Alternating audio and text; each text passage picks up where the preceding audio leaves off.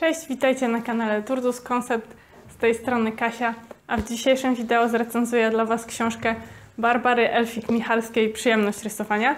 Powiem Wam, że ta książka według mnie pozytywnie zamieszała na rynku książek dotyczących rysunku, także myślę, że recenzja będzie ciekawa. Zapraszam do oglądania.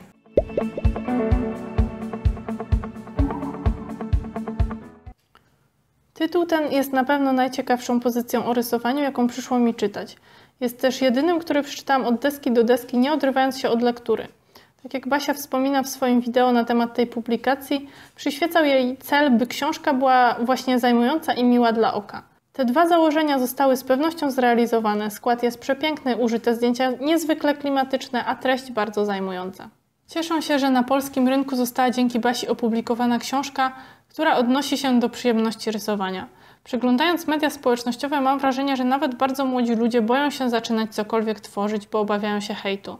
Często spotyka się ostatnio negatywne podejście do tworzenia hobbystycznego, amatorskiego, terapeutycznego czy we własnym, oryginalnym stylu. Krytycznie oceniane jest nawet czasem bycie początkującym twórcą, który dopiero co zaczyna orientować się, o co w ogóle w rysunku chodzi. I dlatego ta publikacja jest moim zdaniem tak ważna. Jak powiedziała ostatnio Daria z kanału W Cieniu Sztuki, ludzie zapomnieli, że sztuka ma prawo być brzydka. Według mnie zapomnieli również, że sztuka ma różne formy ekspresji, stylu, czy wykorzystuje różne narzędzia. Na przykład niektórzy wielcy malarze korzystali z takich udogodnień jak kamera obscura, czy obecnie rzutnik, o czym również wspomina Elfik w swojej książce. Jestem bardzo zadowolona, że osoby, które tworzą treści na YouTube, poruszają coraz częściej te kwestie. Zawsze rysowania będą dotyczyły jakieś kontrowersje, jak każda nisza i artyści mają swoje dramy. Za czasów moich lat szkolnych większość osób, kiedy słyszała, że rysujesz, od razu pytała, czy rysujesz tylko z wyobraźni. Wtedy używanie zdjęć referencyjnych uchodziło za coś karygodnego. Dziś już na szczęście wiemy, że jest to pomocne i nie ma w tym nic złego. Jeśli chodzi o ten aspekt, Basia również porusza go na kartach książki. Jak i kilka innych kontrowersji, które przetoczyły się przez artystyczny świat w ostatnich latach. Natomiast moim zdaniem jedno z bardziej szkodliwych panujących przekonań, które opisuje, to to, że twórczość zawsze i przez każdego musi być traktowana ze śmiertelną powagą. Nie zmuszajmy nikogo do tworzenia w określony sposób, bo istnieją przeróżne przejawy twórczości, również terapeutyczne. Tymczasem wielu ludzi ma lęk przed rysowaniem, bojąc się oceny właśnie. Blokują się na jakiekolwiek przejawy artystycznych działań, pozbawiając się możliwości wspaniałego relaksu z tym związanego. Według badaczy z Drexel University w ciągu 45 minut zwykłego bezgrolenia poziom kortyzolu, hormonu stresu, spada nawet o 75%. Na szczęście mamy teraz od jakiegoś czasu wysyp kolorowanek antystresowych dla dorosłych, więc chyba jakoś pomału takie informacje docierają do ogółu społeczeństwa. Rysowanie, jak przypomina Basia, nawet na okładce książki, to umiejętność globalna, podobnie jak jazda na rowerze, czytanie czy pisanie.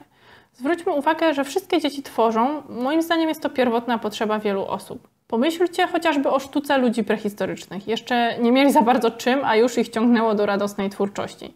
Wielu ludzi bazgroli też rozmawiając przez telefon, czyli wtedy, kiedy nie są nawet do końca świadomi rysowania.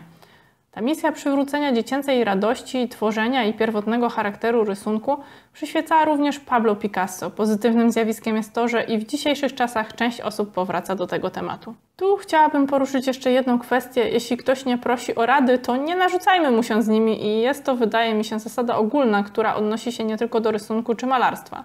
Jeśli ktoś robiąc coś nie krzywdzi innych, to po co zwracać mu uwagę? A jeśli udzielamy już tych rad, to róbmy to z głową i konstruktywnie, z poszanowaniem drugiej osoby i stosując ogólne zasady uprzejmej komunikacji. Niech udzielane przez nas rady będą konkretne. Pisanie w kółko jedno słowo podstawy nic nie da osobie początkującej, ponieważ ona nie ma pojęcia, co się składa na te legendarne podstawy. Jeśli ktoś prosi o rady i się potem do nich nie stosuje, to jest to zupełnie inna bajka. Natomiast nie mierzmy wszystkich jedną miarą i nie rzucajmy się bez pytania na każdego początkującego czy hobbystę, grzmiąc o podstawach. Książka ta będzie właśnie świetna dla osób zaczynających swoją przygodę z rysowaniem lub takich, które czują się troszeczkę skołowane, co wolno im w rysunku, a czego nie. Basia pokazuje w swojej książce, że nie potrzebujesz pozwolenia na to, by tworzyć w ten lub inny sposób. Twórczość jest w końcu potrzebą wyrażania własnego ja. Początkowe rozdziały odnoszą się do tego, że oprócz tego, jak działamy, ważne jest również nasze podejście do samego działania. Co mi osobiście skojarzyło się z różnicą między psychodietetyką i dietetyką. W tej pierwszej również nacisk kładziony jest na podejściu do działania i obserwujemy wtedy znacznie lepsze rezultaty. Przy pierwszej połowie książki czułam pewien niedosyt. Elfik pisze o tym, że nie chciałaby się zanadto rozpisywać na pewne tematy, a ja bym bardzo chciała, żeby się właśnie rozpisywała.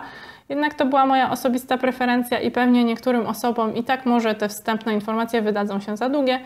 No cóż, każdemu nie dogodzisz. W tytule podoba mi się również zestawienie ze sobą różnych teorii i podejść do rysunku, a także do samych artystów. Elfik pokazuje, że różnorodność nie jest niczym złym.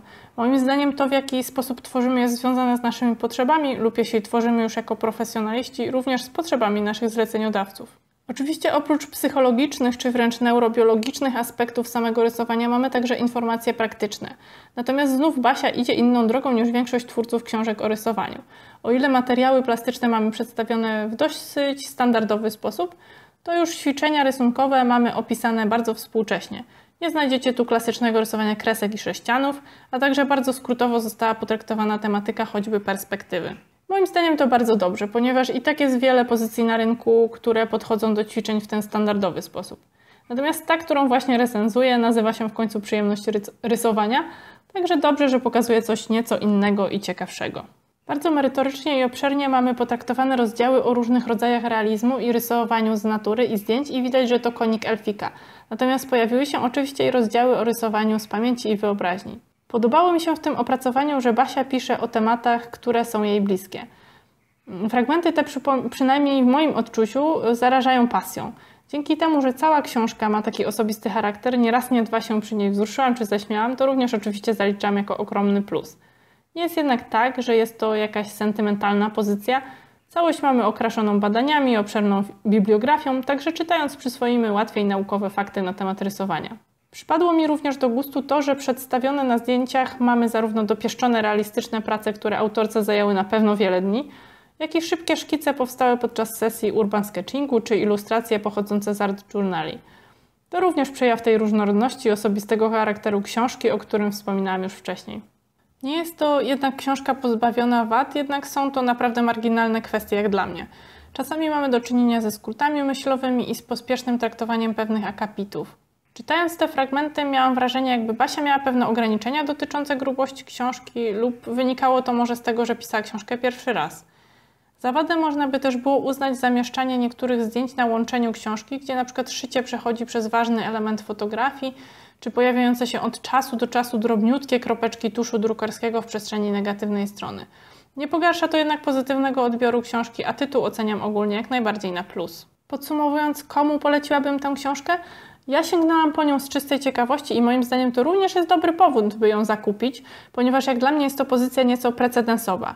Jak już wspomniałam, skorzystają na lekturze również osoby początkujące, chcące wybrać swoją rysunkową drogę, szukające ciekawych pomysłów na ćwiczenia rysunkowe czy garści merytorycznych informacji podanych w interesujący sposób. Tak samo skonfundowani ostatnią nagonką na siebie hobbyści na pewno ukoją swoje skołatane nerwy czytając tę lekturę jesiennymi wieczorami, do czego nadaje się ona idealnie.